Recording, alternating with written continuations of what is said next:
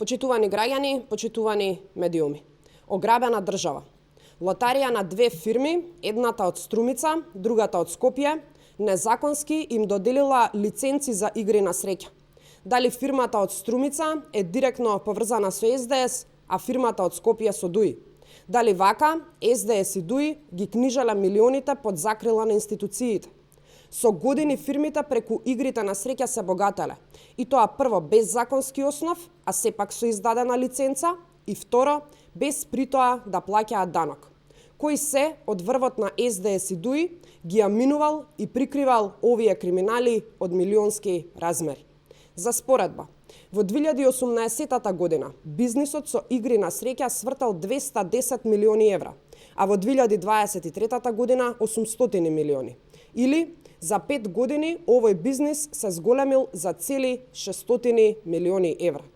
Ова директно покажува дека во времето на владење на СДС и ДУИ, преку незаконско работење со добиени лиценци, без основ, за тоа се заработувале милиони на грбот на граѓаните.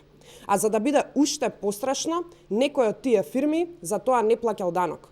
И нервозата во СДС и ДУИ е голема, зашто токму овие две фирми од Струмица и Скопје, кои го кршеле законот и не плаќале данок, нема да можат тоа веќе да го прават. Дополнително, последните констатации покажуваат дека од 2017 година Лотарија на Македонија и самата не поседувала лиценца, но сепак издавала лиценци за приредување на игри на среќа. Почитувани, со години клучен фактор за развојот на бизнисот во Македонија била политичката моќ на ДУИ и СДС. Затоа денес секојдневно се служат со лаги и измислици, празни пресконференции, конструирани напади, надавајќи се дека така ќе го прикријат сиот криминал кој се открива во институциите. Но на клевета ќе одговориме со вистина.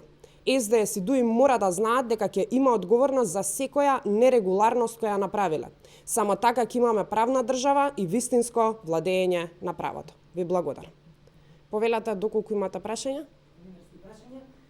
Какви се односите во владеачката коалиција сега во овој период кога изминатиот викенд беа забележани првите јавни преписки во однос на балансирот и Албанската академија за науки измеѓу владините коалициони мери? Можам да кажам дека коалицијата која што ја предводи ВМРО-ДПМН има одлични релации, одлична комуникација која што се базира врз меѓусебна доверба, комуникација и принципи, така што можам да заклучам дека коалицијата има добронамерни односи и се со цел за добро владење во интерес на граѓаните.